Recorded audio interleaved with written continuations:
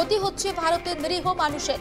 একটা পোস্ট এই মুহূর্তে আমরা আপনাদের সামনে তুলে ধরছি, যেটা পাকিস্তানের অর্থ মন্ত্রকের তরফ থেকে পোস্ট করা হয়েছে বলে বলা হচ্ছে, যদিও সেটাকে ভুয়ো বলে দাবি করছে পাকিস্তান, এবং তাদের বক্তব্য যে তাদের এক্স হ্যান্ডেল সেটা হ্যাক করা হয়েছে। আমি কথা বলবো, আমাদের editor in chief Sujit Chattopadhyay রয়েছেন আমাদের সঙ্গে টেলিফোন লাইনে। সুজিত, এত প্রত্যাঘাত, সমস্ত দিক থেকে কার্যত কোণঠাসা, দেয়ালে পিঠ থেকে গিয়েছে পাকিস্তানের, এবার অর্থনৈতিক দিক থেকেও একেবারে মুচড়ে পড়েছে দেশটা, কিন্তু তারপরেও কোথায় কি শিখছে তারা, সে তো একইভাবেই আক্রমণ চলছে। সুজিতদা, একটা তো আক্রমণাত্মক রাষ্ট্র এটি একটি, অবশ্য রাষ্ট্রের কনসেপ্টে পাকিস্তান কতটা বিশ্বাস করে আমি জানি না। রাষ্ট্রের কনসেপ্টে বিশ্বাস করলে তার একটা নির্দিষ্ট কাঠামো সে দেবে, কিন্তু যে রাষ্ট্রটা একেবারে যে ইসলামকে সঙ্গী করে আসলে একটা জঙ্গি রাষ্ট্রতে পরিণত হয়েছে, এবং এই জঙ্গিবাদকে তাকে অবলম্বন করতে, ও জানে যে আর্মির অফিসার যারা রয়েছে, যুদ্ধটা বরাবরই আর্মি পাকিস্তানের হচ্ছে, পাকিস্তান আর্মির একটা বড় বৈশিষ্ট্য হচ্ছে তাদের যারা অফিসার থাকে তারা ক্যান্টনমেন্ট বা কোনো নিরাপদ বাংকার থেকে যে যুদ্ধ পরিচালনা করে, এসা করো এইভাবে বলে আর কি।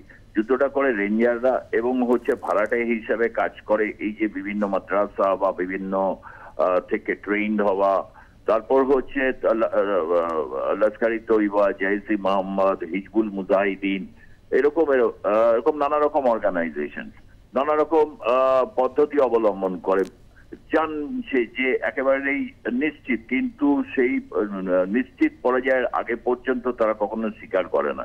1971 সালে 16ই ডিসেম্বর ভারতীয় সেনাবাহিনীর কাছে 93,000 পাকিস্তানি সৈন্য আত্মসমর্পণ করেছিল ঢাকার রমনা ময়দানে।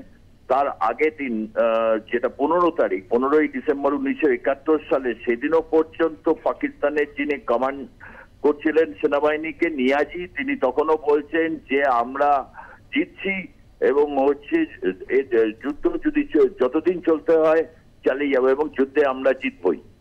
এইটা বলছে 15 তারিখ। 16 তারিখে 12টার পরেই হচ্ছে দল বেঁধে সেনারা যাচ্ছে হচ্ছে ঢাকার রমনা ময়দানে আত্মসমর্পণ করতে।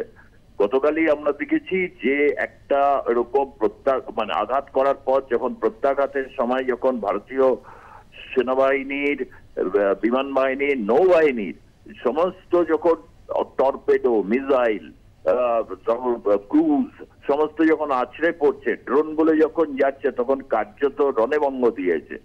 এবং পাকিস্তান আর্মি যিনি হেড, তিনি তখন ঘেরাবন্দি হয়ে পড়েছেন, তাকে অন্তরীণ করা হয়েছে। আসিম মুনির, একটা যুদ্ধ চলাকালীন এই অবস্থা, একটা জনগণ রাস্তায় নেমে পড়ে গিয়ে মুর্দাবাদ স্লোগান দিচ্ছে, বিভিন্ন ভাবে এই বিষয়গুলো এসেছে। ফলে আর্থিকভাবে অনেকদিন ধরেই এই পরিস্থিতির মধ্যে দিয়ে গেছে। পাকিস্তানের পুরো অর্থনীতিটাই হচ্ছে সামরিক বাহিনীর উপর, তারাই দেশটা চালায়, তারাই হচ্ছে বিভিন্ন জায়গায় গিয়ে যখনই বিপদ পর্যায়ে আশ্রয় নেয়, এবং হচ্ছে সঙ্গে প্রচুর সম্পদ নিয়ে যায়। সম্পদশালী দেশ বালুচিস্তান, জবাব বালুচিস্তানের কাছ থেকে পেয়েছে, তারা জবাব পেয়েছে বালুচিস্তানের কাছ থেকে, এবং অন্যান্য জায়গায় রাজনৈতিকভাবে তারা এখন কোণঠাসা। এখন এইরকম একটা জায়গায় সামরিক কোণঠাসা জায়গা থেকে দাঁড়িয়ে সৈন্য সমাবেশটা অনেকটাই বোঝা যাচ্ছে, তারা গিয়ে এখন জম্মু কাশ্মীর ওই সেক্টরে গিয়ে সমাবেশ করছে, এবং ওখান থেকে লাগাতার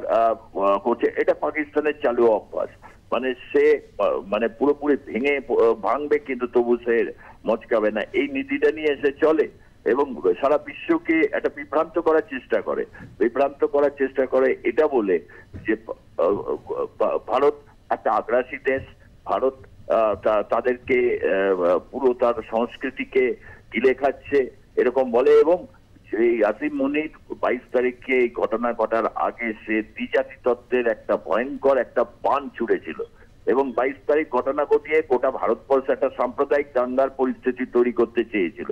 তাদের সেই উদ্দেশ্য মানে ব্যর্থ হয়েছে। এই ব্যর্থতা থেকে ভারত যে প্রত্যাঘাতটা নিয়ে এসছে, সেই প্রত্যাঘাতকে সামলানোর মতো পরিস্থিতি এই মুহূর্তে পাকিস্তানের কাছে অত্যন্ত দুষ্কর। কিছুক্ষণ আগে আমি সেনাবাহিনী যে প্রেস কনফারেন্স শুনছিলাম, এবং যথারীতি কর্নেল কুরেশি তিনি যেটা বললেন যে অ্যাওয়াক সিস্টেম যেটা রয়েছে, সেই ব্যবস্থাটাকে সম্পূর্ণ ব্যর্থ করে দিয়েছে ভারতীয় সেনাবাহিনী, অর্থাৎ ইঞ্জিনিয়ারিং, টেকনিক্যাল, আইটি এবং এদের একটা কামাল প্রদর্শন, এবং এটা ভারতীয় সেনাবাহিনীর কৃতিত্ব। এবং তারপরে তাহলে এখন আর F-16 বা J-17 এই গোত্রের এগুলো নিয়ে তারা কি করবে? সেই জন্য এখন হচ্ছে তাদের থেকে যাওয়া ড্রোন, যা বিভিন্ন সময় অভিযোগ উঠেছে টার্কি তাদের দিয়েছে, সেগুলোকে প্রয়োগ করার চেষ্টা করবে, এবং হেভি শেলিং, সেই শেলিং গুলো তারা করে যাচ্ছে, এবং হচ্ছে রাত বাড়লে এই শেলিং গুলো ক্রমাগত বাড়তে থাকে। এটা সহজবোধ, তবে পাঞ্জাব, হরিয়ানা এবং হচ্ছে যে রাজস্থান, এই সেক্টরটাকে তারা চেষ্টা করেছিল 1971 সালের মতো, কিন্তু বীর বিক্রমে 1971 সালে আমরা দেখেছিলাম লঙ্গওয়ালে ভারতীয় সেনাবাহিনী আর বিমান বাহিনীর পরাক্রম।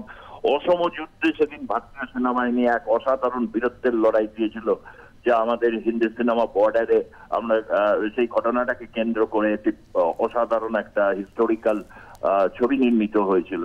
সুতরাং ভারত জানে এই পরিস্থিতিকে কিভাবে মোকাবিলা করতে হয়, আর পাকিস্তান হচ্ছে বারবার নির্দম ছলনা, ছল বল কৌশলকে হাতিয়ার করে বারবার হচ্ছে তার ভারতের উপর নিয়ে এসছে। আবারও হচ্ছে সেই কথাটাই তারা ভারতের যে সভ্যতা, প্রাচীন যে সভ্যতা সংস্কৃতিকে তারা চ্যালেঞ্জ করতে যায়, এবং এই চ্যালেঞ্জের জায়গা থেকে একটা এমন রূপ দিতে চায় যেটা হচ্ছে একটা নিকৃষ্ট মানের একটা দর্শনকে সামনে নিয়ে আসতে চায়, এবং একটা উগ্র জঙ্গিবাদের জন্ম দিয়েছে। বরাবর সব টার্গেট করেছে। হার্ড টার্গেটের টার্গেট করতে গেলে যে দ্বিগুণ বা তিনগুণ প্রত্যাঘাতের সামনে পাকিস্তানকে পড়তে হতে পারে, এটা তাদের পুরোপুরি নজরে ছিল না। ভারতীয় বাহিনীর যে দেশ, এক মহান সভ্যতার দেশ, যেখানে এই ধরনের অ্যাওয়াক বা এই ধরনের সিস্টেমকে ডিকোডিং করা আজকের ভারতের কাছে খুব একটা অসুবিধা কিছু নেই। তার কারণে ভারতবর্ষের বিভিন্ন জায়গায় যে শক্তি সে ধরে সেটা পাকিস্তান বোঝার চেষ্টা করেনি। আগামী দিনে বুঝলে তাদের মঙ্গল।